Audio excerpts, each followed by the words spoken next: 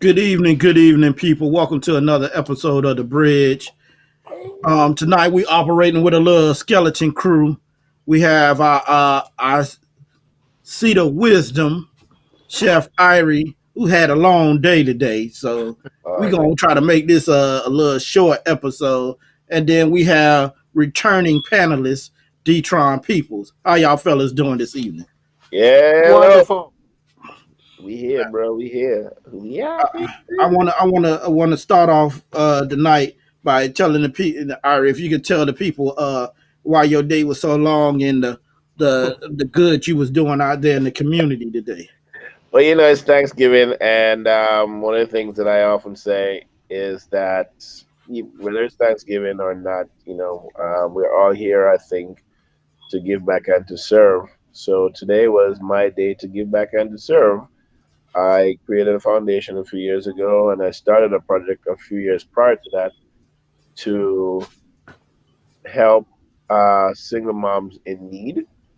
And today was our distribution day for selected families. And, started early, had to go finish, purchasing, um, goods and stuff that was, from donated partners.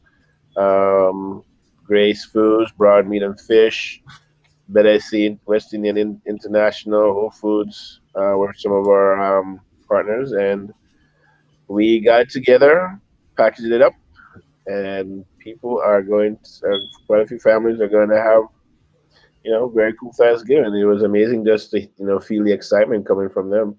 One lady almost burst into tears, so you just never know, who's in need and what their needs are. But if you're all able to give something to somebody, make somebody smile between now and the end of the year and moving forward, let's try to see if we can do that.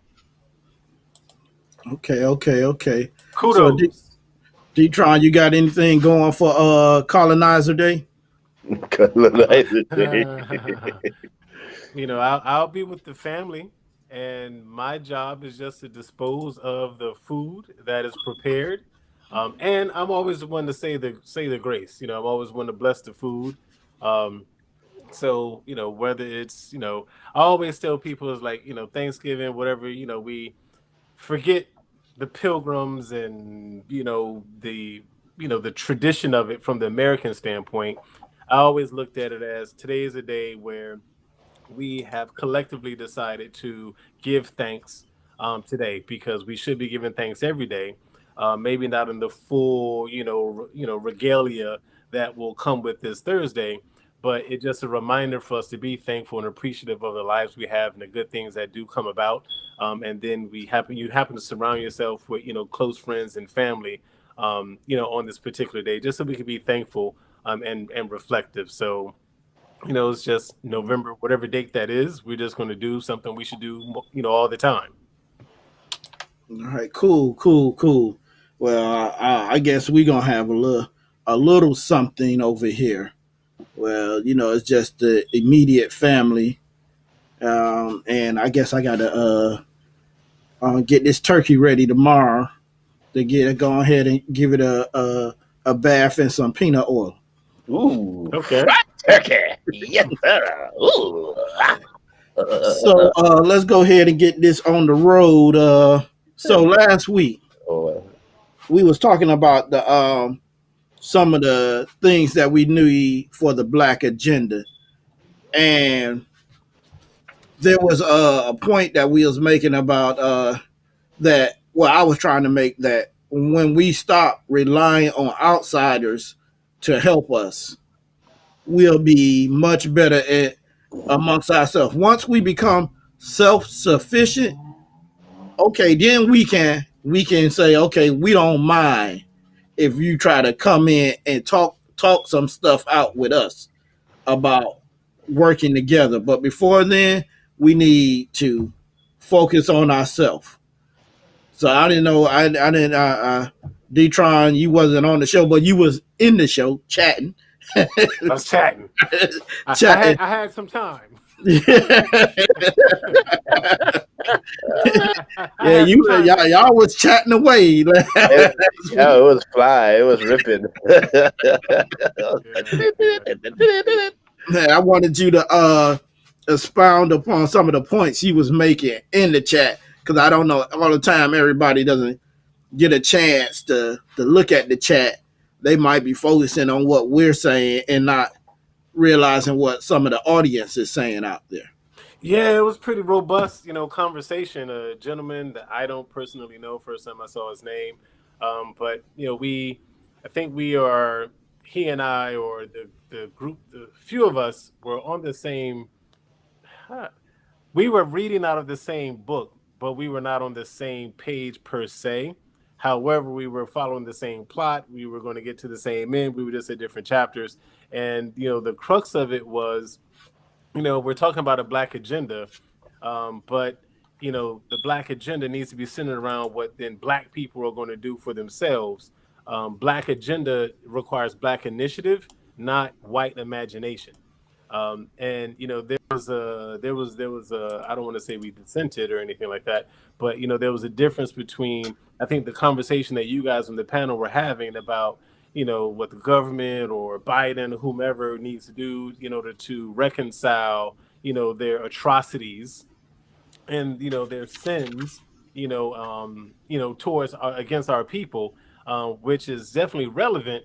However, we wanted more emphasis on, okay, well, what can we do for ourselves? Because that to me would really represent a black agenda, as opposed to a black wish list. Because sometimes and maybe I'm being too um, cruel or crude in my analogy, but it really felt like we as black people sometimes feel like we as black people are getting together to make a wish list for Santa Claus, the big white guy, you know what I mean, in the white suit up in the North Pole to come down bearing gifts because we've been good boys, little black boys and black girls, and so now this is what we're going to get in return on this sacred day. It's like hey, but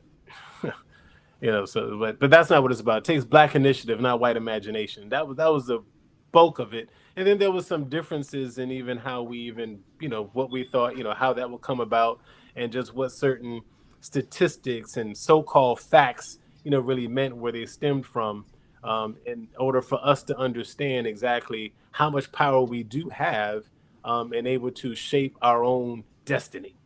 Well, expand upon that. How much power do you think the black community has? I think we can do more for ourselves than the government can do for us. So when you look at I can't think of his name now because of course I'm on the spot, but the founder of BET, what's his name? Johnson, Robert Was it Johnson. Robert Johnson? So he made a proposal saying that the cost of reparations, which I am totally for. I do believe that black folks, are entitled or do deserve, are owed. I don't care what word you want to use. We have slaved and earned, and I feel like America is Yeah, indebted to us. because At everybody this else has point, gotten theirs. so he put a price tag on the reparations of $14 trillion, and if you broke that down amongst our populace, that amounted to, I think it was like 348 or 384. It might be mixing up the numbers there, but somewhere around that amount, that would be like $384,000 per person, which is significant. It is a good amount of money. However, I am very skeptical that the government would actually get together, the red and blue team would get together and say, hey, this is the right thing to do. So let us go ahead and work this in our budget, etc., and work with the Fed, whoever they need to do in order to get that money, sent out and stimulated and deposited, however they break it down, whether it's one lump sum or payments and installments.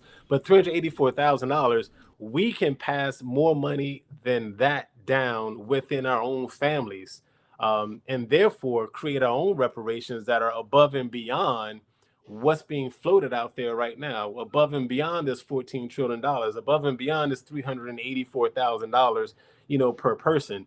And but it will take this type of six-figure, 300, 500, 700, $1 million transfer of wealth from one generation to the next in order for Black America to catch up to what white America already has.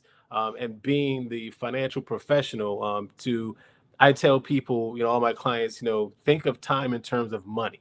I'd rather think of money in terms of time. You know what I mean? So don't think of it as $1,000. It's only $1,000 in terms of time. How long does it take you to make $1,000? And that's how you really determine what it's worth. If you're going to spend $1,000 on something, how long does it take you to make that $1,000? And that's how much it really costs.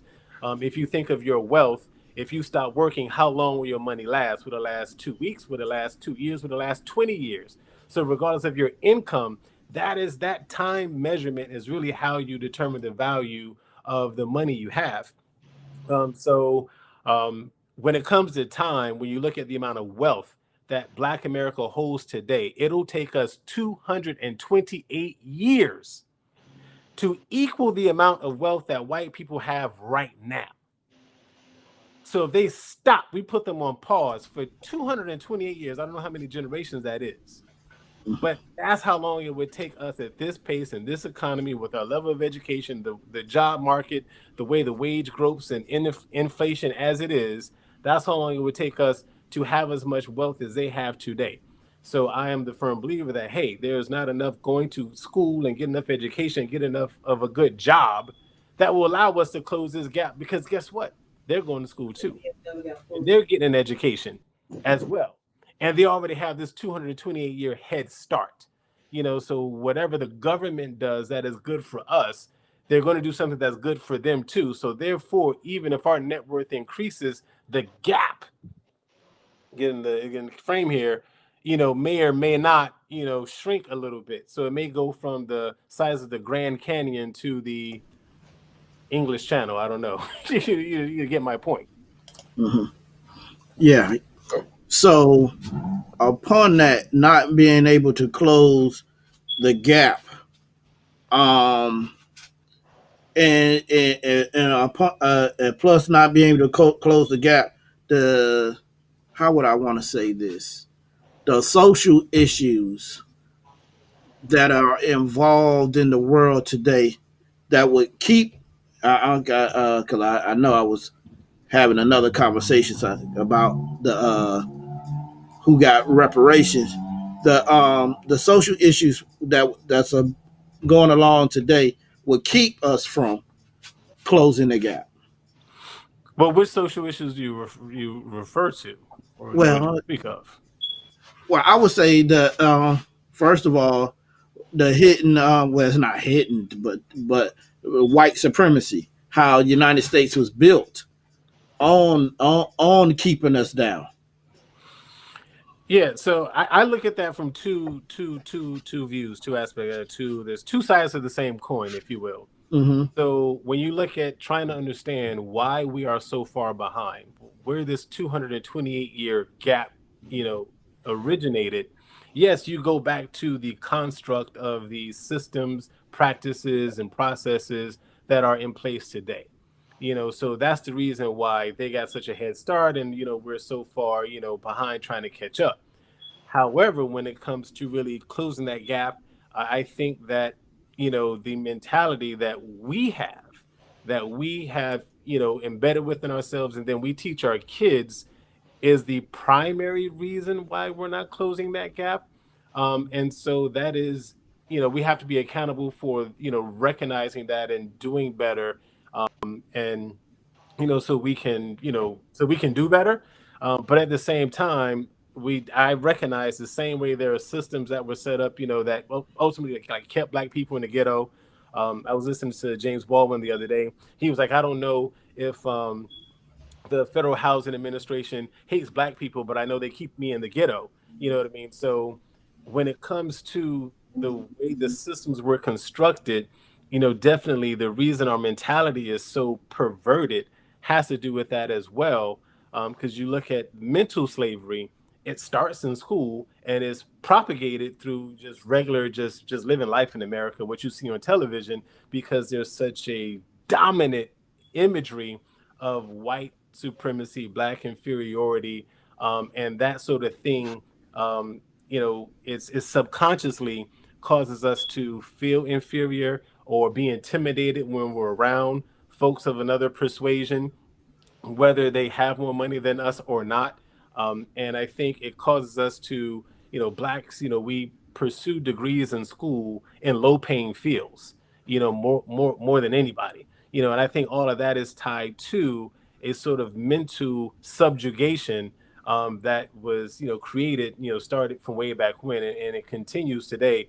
And I'll wrap it up like this. I saw, and I wish I could show it, but when you think of, okay, so when they talk about our history, they'll talk about, okay, our time in chains when we were slaves, but they don't talk about the individual that, used to own in Miami, was now Star Island, used to be owned by a black man, and he Mhm. sold it so that way black people could go to the beach. And this is why Virginia Key Beach was historically the black beach where black people can go, because in segregated times, we couldn't, cross a certain, street, or cross this wall, or we couldn't go to this beach and do things like that. So he sold Star Island, and so we can go to Virginia Key Beach.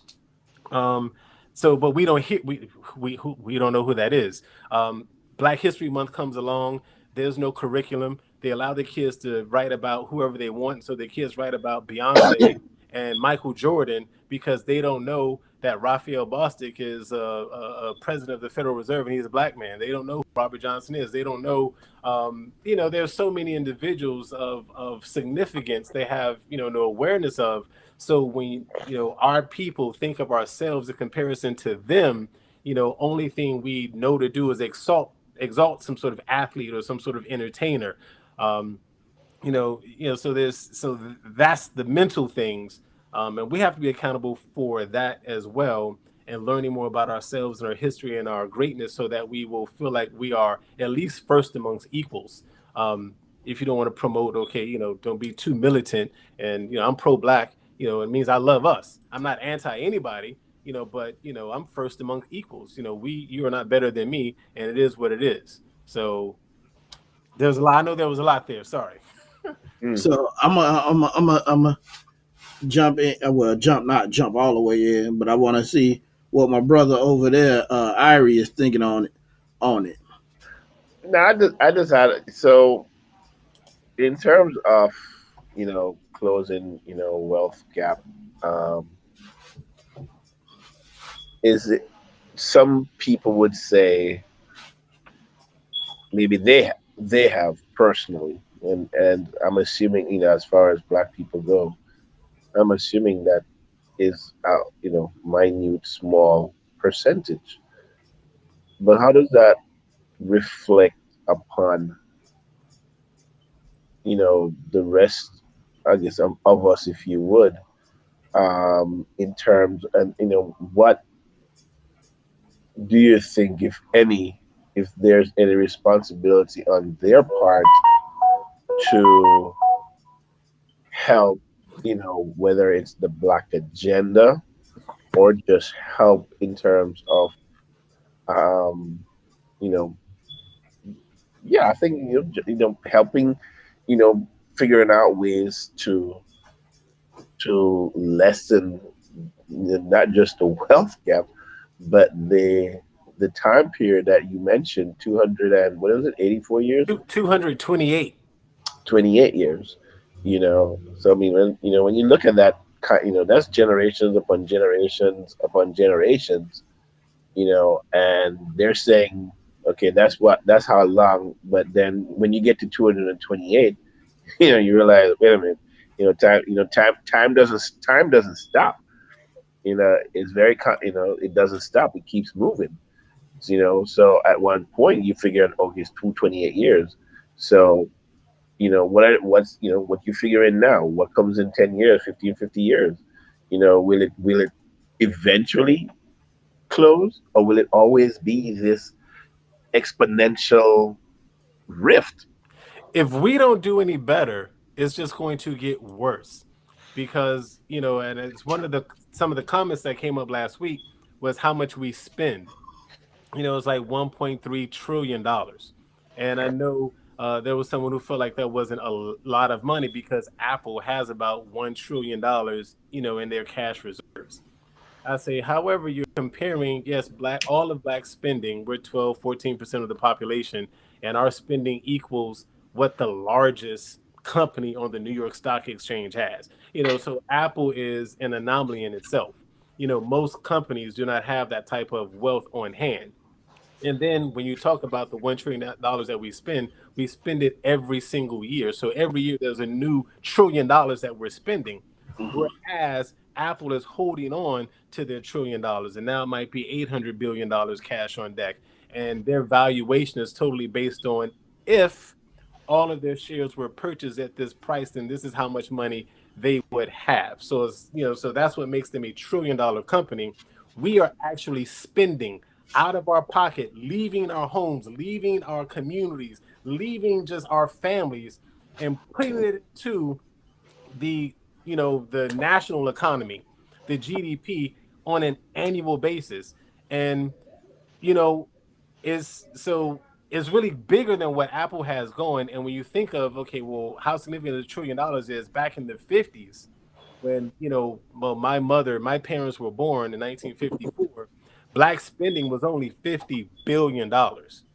So we're talking about in a generation and a half, you have now increased your spending by over $900 billion, and you're doing this on an annual basis. So it's a big deal. So while the spending is that significant, our net worth, if you take away durable goods like a car and jewelry, things that we buy that we can resell later for some value but are worth less than what we paid for them, if you take that away, black household net worth is less than $2,000. So how are we 12, 14% of the population spending $1 trillion every single year? But when you subtract everything we own from everything we owe, is less than $2,000. And I say it's getting worse because it's on track to hit zero by the year 2053. So God willing, that's our lifetime, brothers. So Mhm.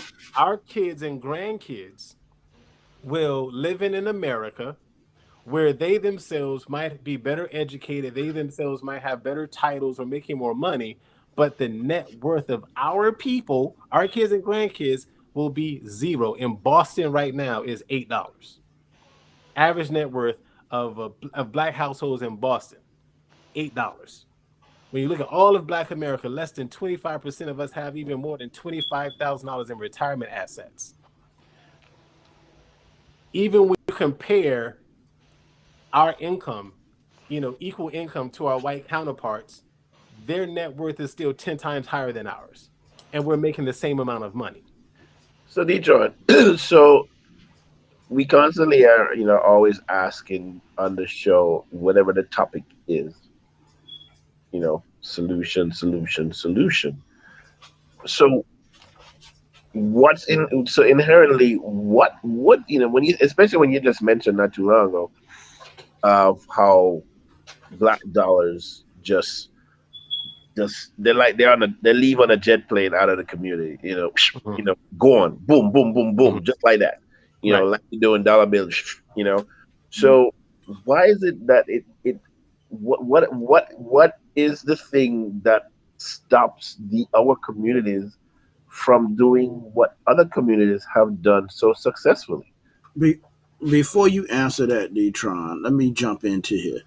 Uh, my opinion is, and this is, I don't know if everybody, I trace it back to segregation when I say that they made people feel, now that you're accepted, come spend your money outside your community. You don't have to just spend it in your community. No, don't spend that good dollar there. You want the good stuff, you want the white stuff. And that way they have been brainwashed into keep spending their money outside the community, thinking that's the better, that's better, that's the better clothes, that's the better watch, that's the better everything is outside of your community. and i Absolutely.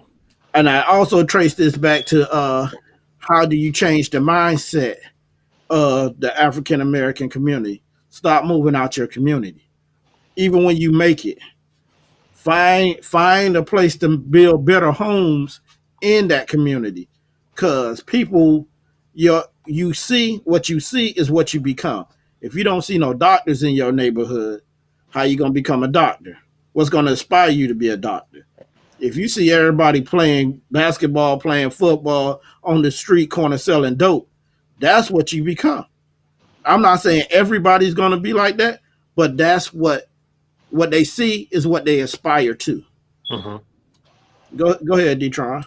So you so hit on something that was so key, and I'll mention this so that way anybody who's watching now or watches later, you can look this up on YouTube. There is a film called The Art of Selling the Negro.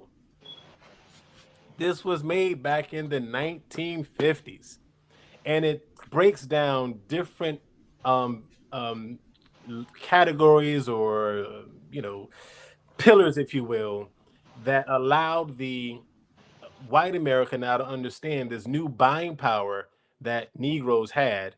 And so the businesses and the entrepreneurs and the business owners, so they can understand what they need to do to secure these dollars. And if you watch this film, which features like the national commerce secretary or whatever, part of their commentary and breakdown said that black people, after years, because we're agricultural, before the Great Migration, and we started to move around the United States, we were large, over 90% of us were in the South, and it was agricultural, and obviously that was tied because we were slaves, and that's where we were held, et cetera, et cetera, et cetera. That's the type of work we did. They let us be free, and then we worked the land that we used to be slaves on, et cetera. So that whole nine. So now when we started to move about and we started to relocate to Los Angeles, Chicago, and get these factory jobs and get these city jobs and work and had larger buying power, part of the attitude was a lot of the goods that we would purchase from ourselves were secondhand, which was obvious because we didn't control any industry. So for the most part, because we were so poor living in the South, and then, we were, even though we were farming land, they had chattel mortgages in place to where we had to raise cotton year round, and the corner store, if you will, would act as the bank, and they would front a family all the supplies they needed for an entire year, all the clothes, all the tools, the mule, etc. And when harvest time came, that's when you came in with your load and you repaid all your debt. And for most families, all they did was break even. So in order to have a little extra, yes, there was always going to be an entrepreneurial aspect to what we did, but because we didn't control the industry, yes, when you compare what we made and produced, it was quality standard inferior to what the larger industrial complex of America was able to produce. So once we started to relocate because of the Great Migration after World War II, between World War I and World War II, yes, when you compared the quality of the product we would get from the white vendor to what we would get from the black vendor, there was a difference. So once we had this $50 billion in spending power. There was an attitude that, hey, now I can finally get something nice. I want quality. And that's one of the aspects that they talk about in this film. I definitely encourage you to watch it, The Art of Selling the Negro. And so they tell white vendors, hey, black people, they want name brand. And they want name brand because they're used to getting hand-me-down, secondhand stuff, passing it along from kid to kid to kid to kid, and it got raggedy. So now that they're able to buy good things, they want top notch. And so I think that circumstance, which is understandable, has gotten perverted. And what you see today is, if you go on any social media thing, people blasting any black-owned business whose customer service is not at American Express concierge level. And it blows my mind because we can forgive Gucci and we can forgive all these designers for how the hell did you make that ad? Wasn't no black people in the room. How did you not think that was going to be offensive? How could you not see that's racist? And we forget about it in a week. But then we'll sit up here and never, ever, ever buy another good, never dine in another restaurant if it's black owned, if the waitress had an attitude. And like I say, it's gotten perverted because it comes from even that transition coming from after World War II, when we had the Great Migration, we started to relocate, and then we were able to, sort of get into the cities, get off the farm, get into the cities, and then a few of us were able to buy a house. Although up to 1968, 1969, only 2% of FHA loans actually went to black people so that we can get houses. Oh, hmm. So it's almost as if it's almost as if the whole adage, you tell a lie once, it just feels like a little lie. But if you keep telling, that lie or mistruth or untruth, whatever it is, continuously, it becomes the truth. Right. There's no cycle that's being broken. It just keeps perpetuating, that lie, and the lie becomes so believable. So we're all if we're always been, we're always ragging, on ourselves, and that has been the story ever since. It doesn't seem like that cycle has changed any. It seems as if it becomes even more perpetual. That it is, it seems like it's getting bigger, and nobody really wants to break the chain. Seems as if we are we've settled in a sort of a comfort zone, where it's okay that we still believe this stuff. Yeah, we kind of a little successful over here, but we still like the thing that we believe.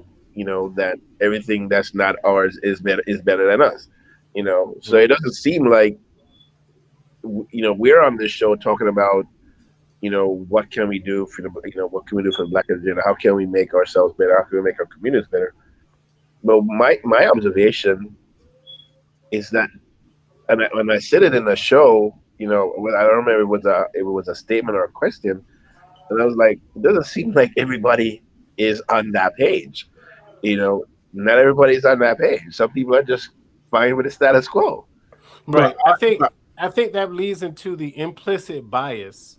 And I think most situations are not racist. I think implicit bias is the freaking cancer. You know what I mean? And it affects black people as much as it affects white people. Um, but I see small elements of us waking up. And I would like that sort of thing to be defined as woke, because when I look at Wale out of DC, his mhm. last album, he has this song, you say I'm rooting cheering for everything black. You know what I mean? And he talks about how, okay, well, I spent this amount of money with this white designer, but then I went over here on purpose, consciously made a conscious decision to make sure I spent this amount of money with a black designer, with a black store, with a black brand. So it'll take more of those type of public figures, if you will, making it trendy to make that type of statement, so there's more awareness. The same way I think Black Lives Matter as a mantra is becoming sort of instilled in the hearts of our people.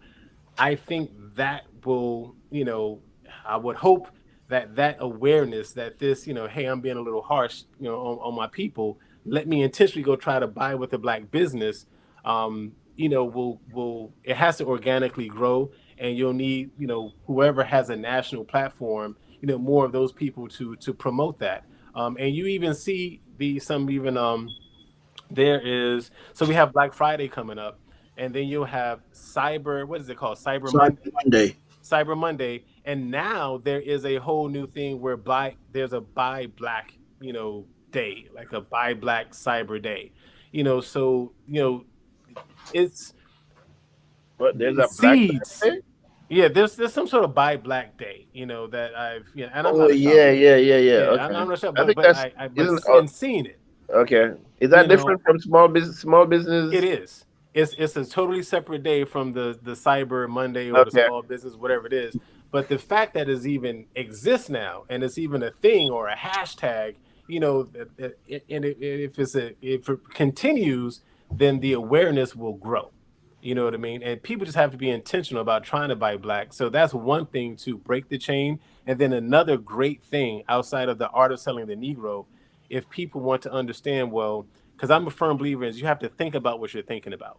If you're talking about how I break the change, how do I break the cycle, you have to pause as a human being and think about what you're thinking about, which means, okay, here's what I'm thinking about. Now think about, why am I thinking about that?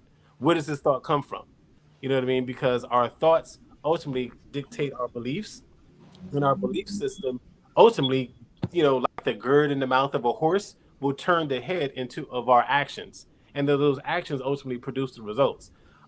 So the thought I was going with that is the same way we have to be aware of, okay, buying black, as and that will help turn the tide so that we can increase our wealth.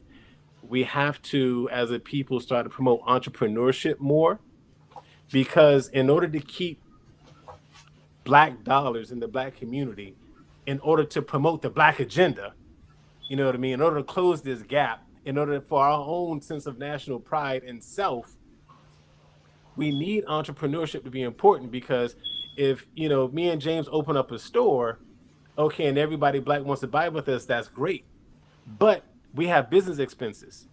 And if whatever our service is, whatever products it is we buy, if we have to go to white vendors and white institutions in order to get those goods and services, in order for us to now, be at the retail level to give to you as a consumer, then the black dollar is still leaving the community faster than it does the Jewish community, because Hold or a on, Chinese person. Detron. Let me expand upon that. As an entrepreneur and a service person in the service good, I'm gonna break it down even worse. My brothers and sisters, do not ask us for the hookup when Yes. we got expenses to pay for ourselves. Yeah. We got to pay for the building. We got to pay for the equipment. We got to pay for our employees. We got numerous things we have to pay for. If we give you the hookup, we not gonna have no business no more. Right. Right.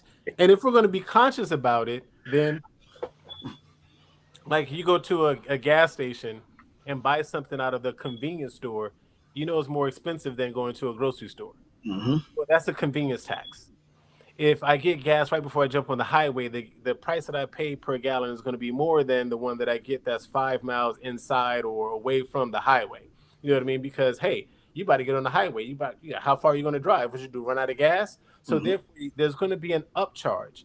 So if we're going to be a people that's conscious about promoting our own and sustaining our own, then the fact that you are smaller, that means you don't have the economies of scale that Walmart has, that is buying in such large quantities and have such a large customer base, that the cost to do business is so low for them that therefore they can undercut us. You know what I mean? We have to be willing to pay a little bit more for our brother, our sister, you know what I mean, to be successful. But the entrepreneurship is important because black businesses need to be able to do business with black business. And that is how the black dollar stays in the black community for a longer period of time. You know what I mean? Chef, love to hire you. But wouldn't you love to get your fish and your goods and your ingredients from another black business? You know what I'm saying? But Right. that's how the Chinese keep the money, because the Chinese deal with another Chinese who deal with another Chinese. There's a Jewish person deal with another Jewish person deal with another Jewish person. And if there's something that you need that they can't provide, they always know somebody who you can go to who's just like them. Or you can We just have to do refer out. right. Or you can just do what the Chinese do in New York. You just have one person say, "Shit, we gonna control this shit, so you gonna have to buy from us." You know, so there's and even that understanding, to see how deep it goes. This is the type of conversation, type of education that we have to provide in our own homes. I was talking to my daughter yesterday and today about what Section 8 is, and the pros and cons with that. Because my sister and I have come, taken possession of a piece of property, and it's like, okay, well, we're keeping the property. It's going to be in the family. Now, she's asking, well, who do you rent it out to? Well, and so we had a conversation about, what Section 8 is. You know what I mean? So it's like, hey, on a theoretical scale, it is an opportunity to provide affordable housing.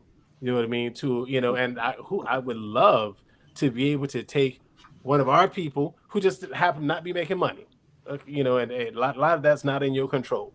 You're not making the money yet, but to be able to, for this family, whether it's a single mom or a family unit, to be able to raise their kids in a single family home with a yard, the amount of pride that would just instill in those kids is so much greater than the environment that they'll be around if they're in the projects. And I'm not saying people in the projects are bad, but there's bad element that's there.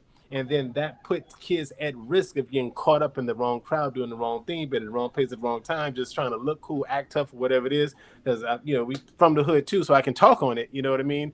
So there's a difference.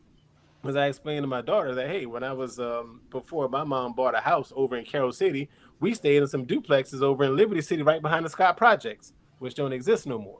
You know what I mean? And she was like, wow, just the way you grew up sounds so interesting because, for her, who's a charter school kid and always been around, Spanish people, white people, and black people been the minority, the things that I talk about that I went through are so foreign to her. And she listens to rap music like the white people listen to rap music, just trying to imagine or just what they see on TV versus, you know the real thing. You're just hanging out with the real thing just a moment ago. But just we have to have bigger conversations with ourselves, with our own kids, in order for this consciousness, this Black Lives Matter movement to really grow into something, to really snowball into an avalanche that would allow us to have a real Black agenda and feel like we can be independent versus being dependent. Well, I agree with you because just the other day, me and the missus was talking about how our kids are lost. And when I say lost, I think about what we knew at this age as at their age than what they know. And it's like, y'all don't know that? Man, at this age, we was already taught that. It's like Exactly. you don't know what longitude and latitude, and you already got out of elementary school. Come on, it's like they stop teaching them just to take tests. Now, that's why we don't know. And like we said, we don't even want to get on our history because they don't even teach that in school no more. Right. So that's why I said, was it last week? Whatever, when I said that we are we are the teachers. We have to impart the knowledge that we know. I don't have any kids myself, but if I had anybody that's you're the ones that's imparting the knowledge that whether it's for me as from culinary now, or other things that I knew growing up. But as parents, when I was telling my friend was her grandson, one's 6, one's 10, and both of them, especially the younger one, could have a conversation with his grandmama about the electoral college at 6. How does that happen? That happens because his mom and dad would say, "Come sit. Whatever we watching, you watch. Not whatever we watching, you over there doing something else. If we're watching the news, we're watching this, we read a newspaper. You're doing what we're doing to edify yourself, to learn." And I think because most of that has not been done, and I think a lot of people use the excuse, well, I'm busy, I got more responsibility, I got more stuff to do, than the whole adage that kids are now in school to be taught by, your babysitter. Teachers are now babysitters more than teachers. And based on the state systems, that's employing and writing all these materials, are telling the teachers, well, no, you can't do that, even though it's important. No, we don't want you to do that. This is what we want you to do, even though this stuff barely touches upon any of this stuff that we knew, and we know. So yes, at your age, at the age, I don't know, how old your kids are, but yes, at early age, we knew a lot. Coming from the Caribbean, at 10, we had such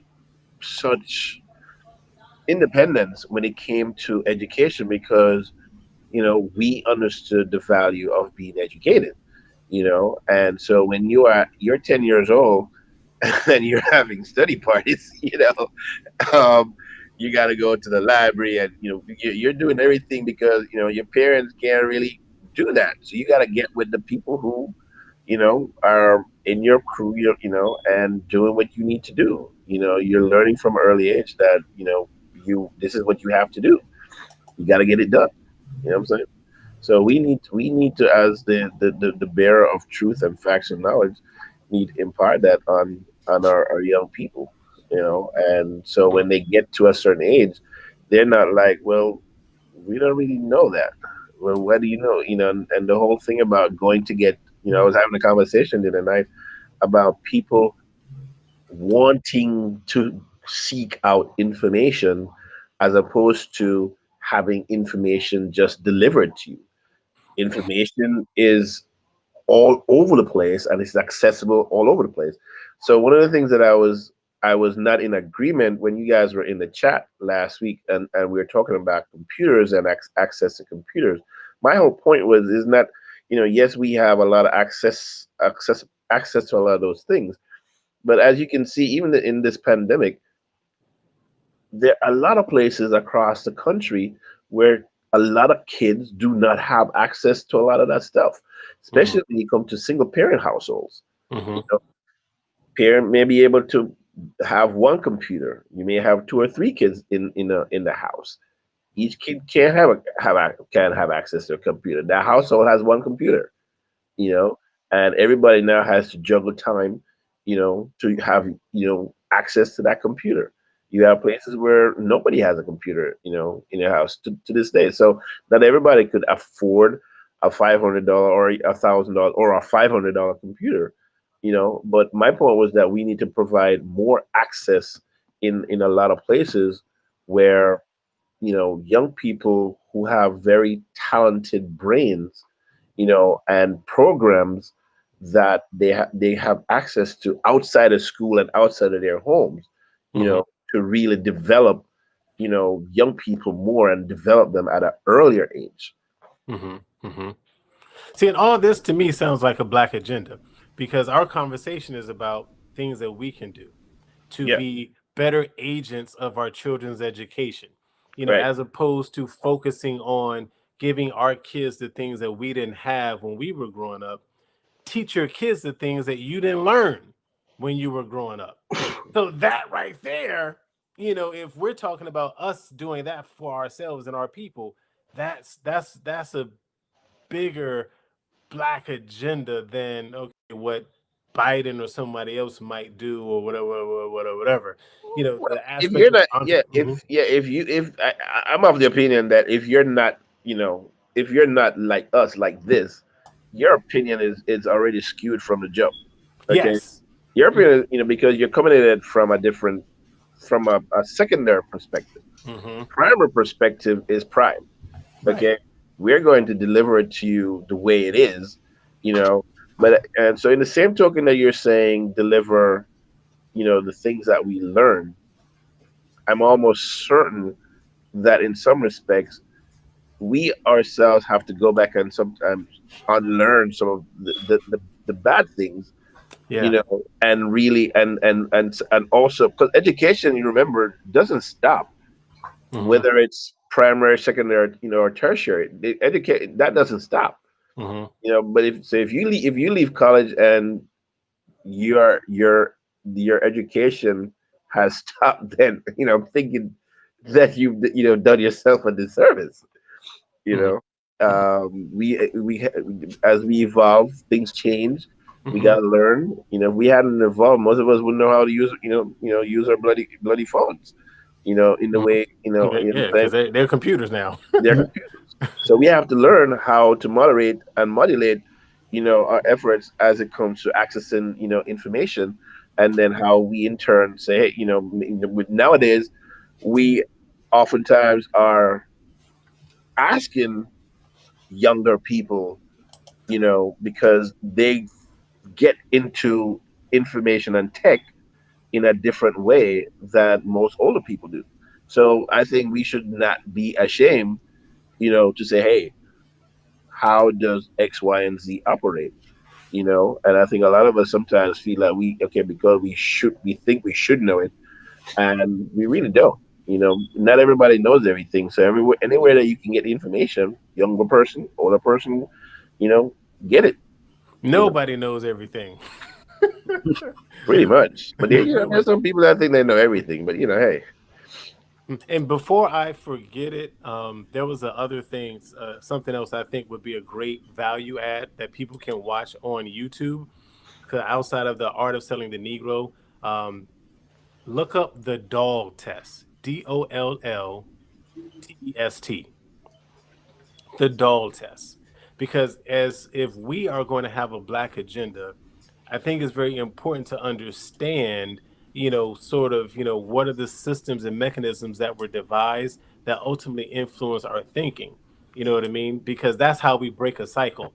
So the doll test, it originally was done by Dr. Clark. It was two Clarks, Mamie Clark and Kenneth Clark, I think, husband and wife, and their psychological exam was used in to show the Supreme Court how the idea of separate but equal was utter bullshit, and that there was a huge detrimental disadvantage, unrepairable, irreversible damage being done to black people through segregation.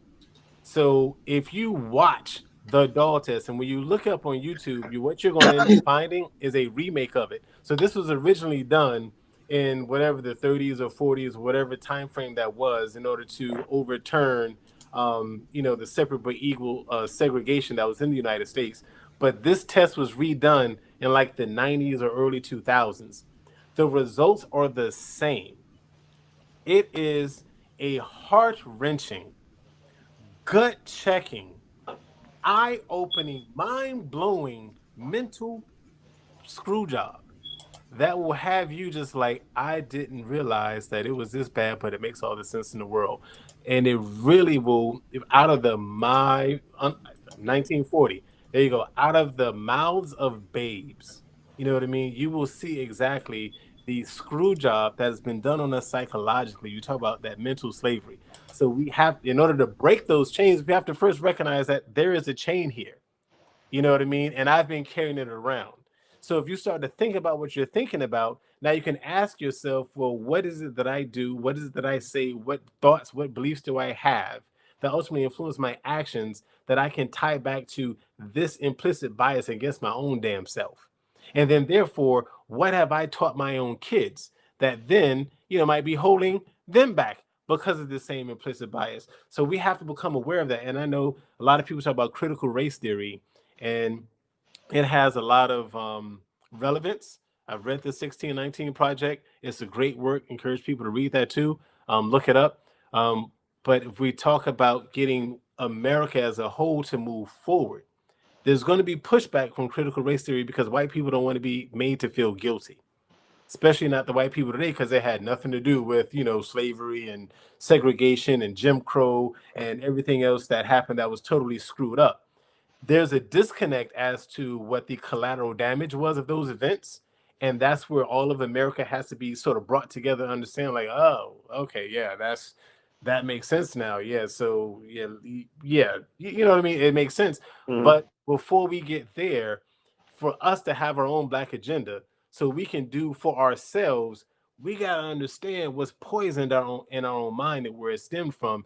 And if you look up the doll test, it will be so blatant. I can't even articulate it well enough to really make it hit home. It is if you watch this, it's gonna be like, it's gonna hit you so hard you think Mike Tyson in his prime just swung on you and you ain't even see it coming. Yeah, definitely got. Yeah, I'm gonna definitely look that up. Yeah, Yeah. I'll be So right. yeah, so I'm glad you guys are on this tonight because all the stuff is so much. So my degree's in psychology, but professionally I'm in financial services. So money is psychology. You know what I mean? Just your behavior and what you do with it, is all tied to your own self-esteem, what your own self-worth, whether you do or don't do things, whether you look for information, whether you run from the information, whether you look to, implement different strategies, is all going to get tied down to what you believe you are capable of doing for yourself, whether you believe you are capable of molding your own destiny or not. Because if the answer is no, then, you know, nobody can do anything for you. and then you just remain dependent on the graces of those who have the power, waiting for them to have a moral awakening, a come to Jesus moment, if you will, in our great Christian nation. Oh, come on, man! Don't hit us with the great Christian nation, because I'm looking for the link right now. For the doll test. No, I dropped the doll test in there, but Okay. I have a documentary that I've been watching about how religion has been used in America to brainwash us. Yeah, And, and I'm and a Christian now, but yeah, I'm a I, but the theology though that's been shoved down our throat. yes. Cause my wife. I tell you, I've been stopped saying that I'm a Christian. I'm spiritual. Okay. I'm spiritual because hey, if you're a believer in God, you shouldn't have no label that I'm a Christian. I'm Catholic, because you should all be going under the same principle. Ultimately, love God and love your neighbor as yourself. On everything else, you can hang all that other shit on those two right there.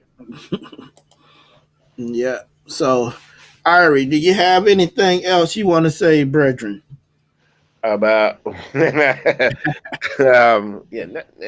necessarily about about that. I think not to I'm just not necessarily about what we're talking about, but in terms of the vibe and the mood. Um, for some people, yes or no. From the politics standpoint, overall, it just feels like it's just the vibe has changed some, mood has changed some. But one of the things that I told myself, birthday coming up in another 6 days, 7 days, whatever that is, but not to let any other negative aspect, not just ruin birthday or anything like that, but just um, not to let it take me out of the mindset or the mind frame of celebration of life. When I was doing the um, the distribution today, it just struck me and it stayed with me from the very first time that I when I came to the States and I volunteered. It was at a for Thanksgiving at Salvation Army food kitchen, and that left a imprint on me. Why? Because it totally changed my warped perception of what a person in need was. And I think a lot of us seem to think that you're only in need, if you're just destitute down on the ground, like flies coming out of your nose or whatever that is. And being in need is something that is not just a subjective thing.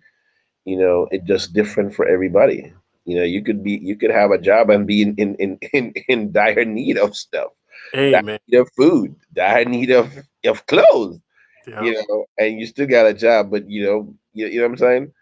Um, Absolutely. when I was there for that food soup kitchen, I saw families, families of four, families of two, families of six, came coming in for a meal, and you're like, but they look like they could go buy. No, you don't know what their circumstances are. You Right. it only takes this short of a time, for somebody to be homeless. Yep. Especially even if you're well to do, you could be homeless right now tomorrow. Yep. You know what I'm saying?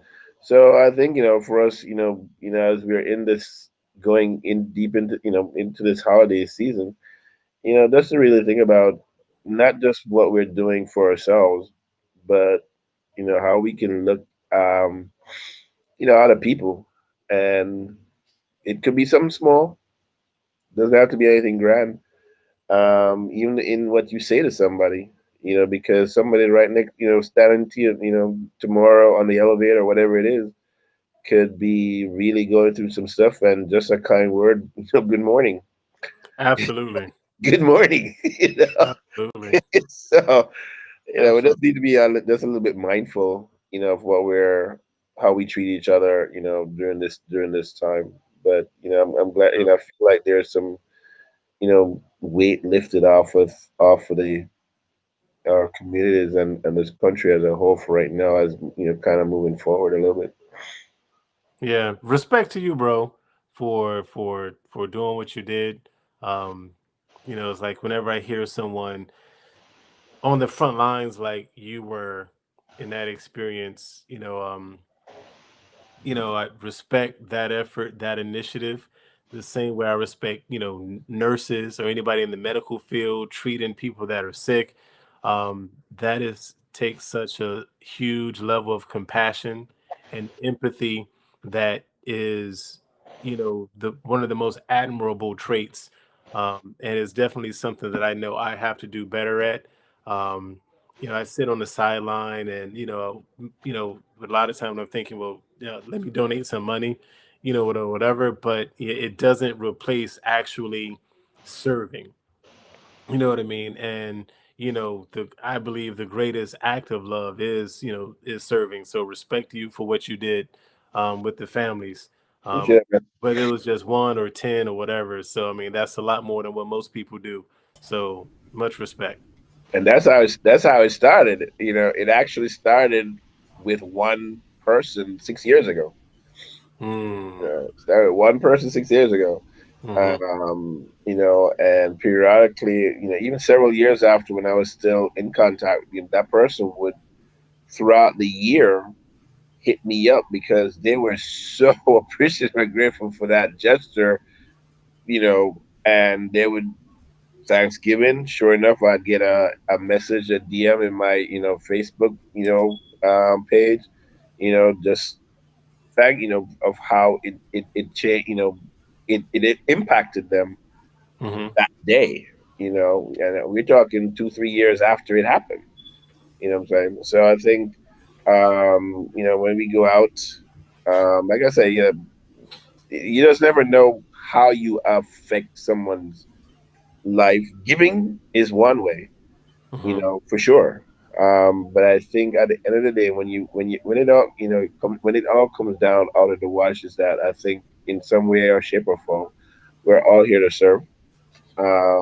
We may not, we may sort of fight, we get so bogged down in life per se hmm that we sometimes fail to recognize that it's not just all about us. Yeah, I know everybody want to, get bags and coins and be dripped.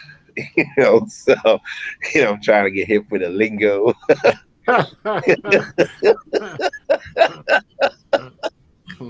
you know, but I want to shout out one of my good buddies that's in the chat right now, Mr. Charles.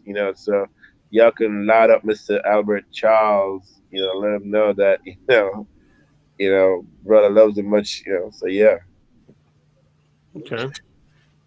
Well, I guess we gonna keep it short this day because we know a lot of us got to get back to our families, get ourselves prepared for giving thanks on Colonizer Day. Giving thanks on Colonizer Day. Yeah, it's interesting. I mean, I don't know what you guys, but of course, it's kind of interesting, to come from someplace else and to adopt, a tradition.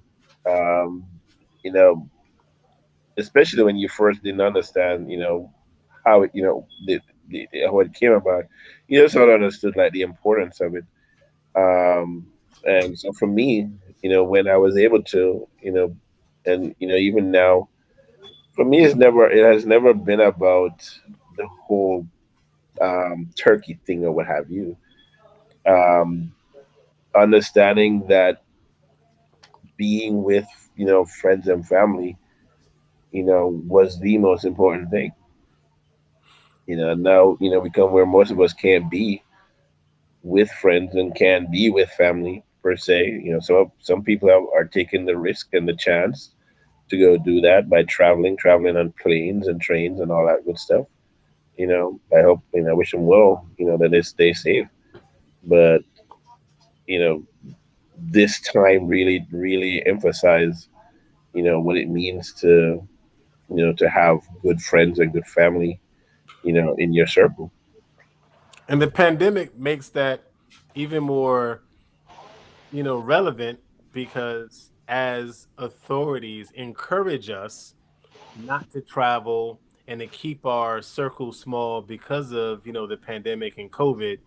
Now, if you are with someone on this Thanksgiving, like that's your tribe. Yeah. You know what Well, I mean? That is your tribe. These people are this who I'm around, and we're not wearing masks inside the house. So if but I'm around you, not wearing a mask, we're in the house, and we're drinking wine or whatever, and we might eat off the same plate, we might drink out the same cup. That's your tribe, and like definitely in this 2020, with everything that's happened, people have gotten sick, died alone in hospitals. People have had to have funerals on Zoom. You know what I mean? Just the lack of connectivity, the lack of travel, the so-called normalcy. And I say so-called because I think most of the things that people did on a regular basis was out of distraction for really what they were dissatisfied with in life. So Hmm. now that you have to sit up here and face your day, and you can't go about and just, do as much as you normally would do to sort of forget your troubles, to deal with it. Um, that makes those people you're around this Thursday all the more important because hey, that's your tribe. So if we step back to the subject of the Black agenda, I encourage everyone, whoever you're with this holiday or this Thursday, whatever you want to call it, whether it's Thursday, Colonizer Day, Thanksgiving, whatever, whoever you're with and you're breaking bread with, I encourage you all to ask yourselves, what is your agenda for that group of people there that's with you? What part do they play? What's your goal? What's your ambition? What do you want for your kids? What do you want for yourself? If you're an adult, I'm 44 now. So if I, make myself think like a kid and ask myself, what do I want to be when I grow up? You know what I mean? Like, do that. You know what I mean? Well, I shouldn't say just do that, but make that a part of what's happening because Right. 2020 has been crazy. 2020 has been sick. Ever since Kobe went down, just just the whole freaking years, man. I lost my mother this year. Wow. You know what Sorry I to hear that, mean? man. Yeah, it's been just 2 months now. Just a lot of things, and although COVID didn't take her out directly, the impact to our healthcare system Hmm. because of COVID caused a deterioration in the care for what she was there being treated for to really manifest. And she did have COVID for a short period of time, and she got it there in the hospital. We Wow. are on our own. I don't care who the president is. I don't care which party is winning. I'm independent. I have qualms with both sides of the aisle. So, my people, we are on our own. So you're with whoever you're with this Thursday. Cherish those people and think about, all right. So for the time that I'm still here, you know what I mean? What do I want to accomplish for myself? What do I want to accomplish for them? How can I help this person, get to that next level? Because our time is limited. Um, you know what I mean? And for some whatever reason, that line where Jesus is like, they tried to reprimand, one of the disciples tried to reprimand, that lady for, breaking the Touch. oil and showering him with it. And like, oh, you could have sold that oil, we could have given it to the poor. And he was like, oh, the poor will always be with you. And for me, I used to think, well, hey, that means poverty is always going to exist. But really, the focus of that was like, they'll all that poor will always be with you because there'll always be an opportunity for you to help someone in need. Whereas I myself am only here I'm temporal. You know what I mean? So I have a time limit. I have an expiration date. You know what I mean? So this person is just trying to honor me before the expiration date. So we all have an expiration date. You know what I Hmm. Yep. mean? So in these times, be more conscious of that. Be more aware of that. We are mortal beings um, in this life. What happens afterwards, we'll find out. Whatever your belief system is, it is what it is. But we know we're going to go. So whoever you're with this Thursday, that's your tribe. You know, leave a legacy, do something. You have control over your destiny. You know what I mean? You can influence that. You can influence it. Don't give up. No one can take hope away from you. You know what I mean? So ask yourself those tough questions. Am I wanted to be when I grew up, or am I what I am after I gave up? And then do something about it. You know what I mean? That's the way I'm feeling right now. Niceness. Well, I'm gonna say this, and so we can wrap it up. This Thursday, every day you're above the ground, you're a winner. And always remember that. That we here. If you don't feel like your day is good, somebody in the world is having a worse day than you. So you can always believe you're a winner. Yeah, the reggae song says, yeah, there's a reggae song like that. I forgot, I don't remember the reggae song, but, the song start, I was born a winner. I was born a winner. Yeah. I'm gonna look for that now. That's All right. I want to say out there in the internet world, y'all have a happy what that word is, thankful day. Because I don't want to say Thanksgiving because the historic reasoning behind that, but give thanks for having another day on this earth. Most deaf, most deaf. mm-hmm. All right, and this has been Amen another to that. episode. Go ahead, Detron. No, I was just saying amen to that. All right, this has been another episode. Oh, let me before we get out of here, I want to say please tune in next week. We have a great panel of guests coming up, and we'll be talking to some women about the agenda, the black agenda from their perspective. Because as I say, the women are on the front line fighting this fight for us first. Yep. Yes. So we'll be getting some of their perspective, and Yep. we're gonna have a great talk. So this has been another episode of The Bridge. Y'all have a good evening. Freddie McGregor is the name of the artist that sang that song. Oh, Freddie I'm McGregor. I'm gonna look.